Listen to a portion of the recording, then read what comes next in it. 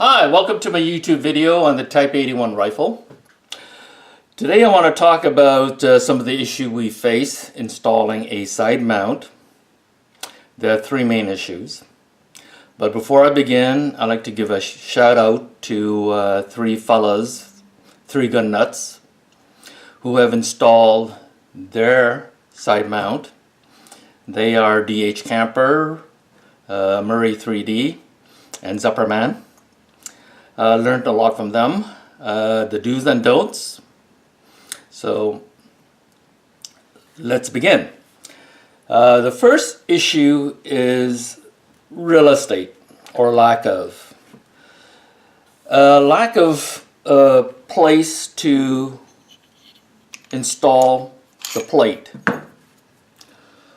Can't install at this lower half because on the other side is the fire control group, and there's a locking plate, a copper color locking plate, and you shouldn't be messing around with that, because if you have to get at your trigger or your hammer, then you would have to disassemble everything. So I would not choose that part. So the only other spot available is the upper half of the receiver. Now, the upper half of this receiver is from there to there, from just below the top cover, is where the carrier goes back and forth. So that is out of bounds. You can't install it this high. So the only place that's available is this thin sliver, about 3/8 of an inch, between these two rivets, between the ejector rivet and the stock rivet. And it's about 3/8 of an inch. Don't go too far higher than the rivet. And of course you can't go below this ridge, this drop off. So between there and there, you should be okay. So when I put the plate in, automatically I see the number 2 issue is the selector. When it's in the fire position, it's fine.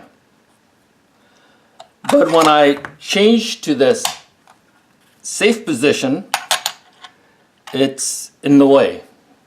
And I can't, there isn't enough room for my thumb to get in there to change it to fire. The Type 81 has a 2-position selector, fire and safe and fire. To avoid the selector, one of the member has got his gunsmith to move the mount or the rail to this side, which is fine.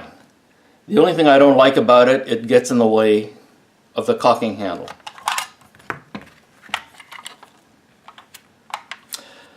Another member, which I already mentioned, he actually modified the selector to be operated on this side. Basically, this selector is now over here, and now he's switching it on this side, which I prefer it being on this side rather than on this side. So to solve the problem, what you need to do is to modify this selector not to go onto the right side, but from a 2-position selector to a 3-position selector. This is fire, safe, and safe. If it's in this safe position, there's no issue with the plate. All I need to do is cut off a little bit of triangle off this plate, and it works fine. Now if you want to know how to modify this selector from a 2-position to a 3-position, watch at the end of the video, I have a how to modify this. It only took like a few minutes to modify.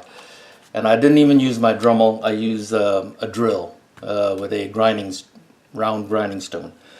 So it only takes 2 minutes.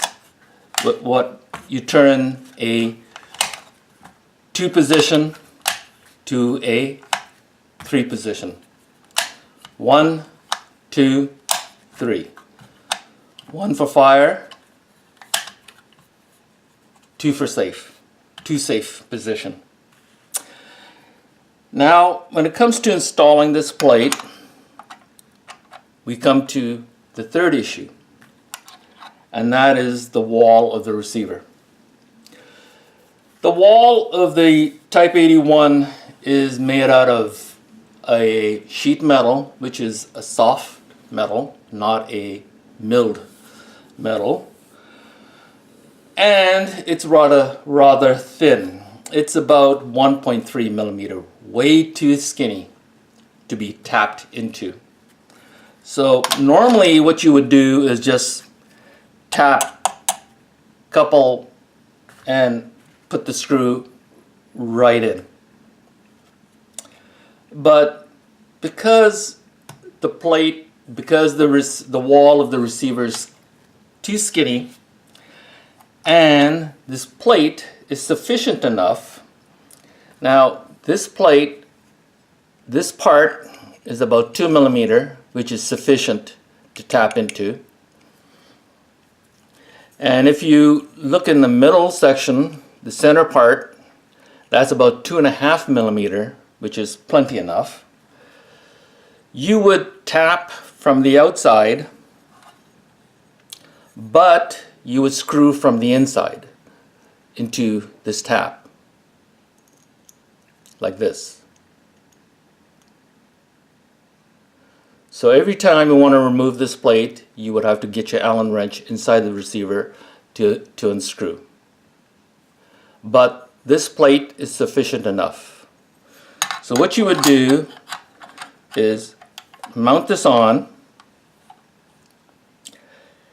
tap 3 spots, screw it from the inside, and of course grind the excess, and that should be plenty enough. That should hold this without any issues.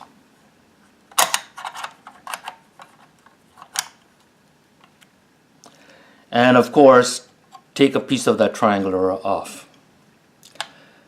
Now Murray 3D had some issues with his scope.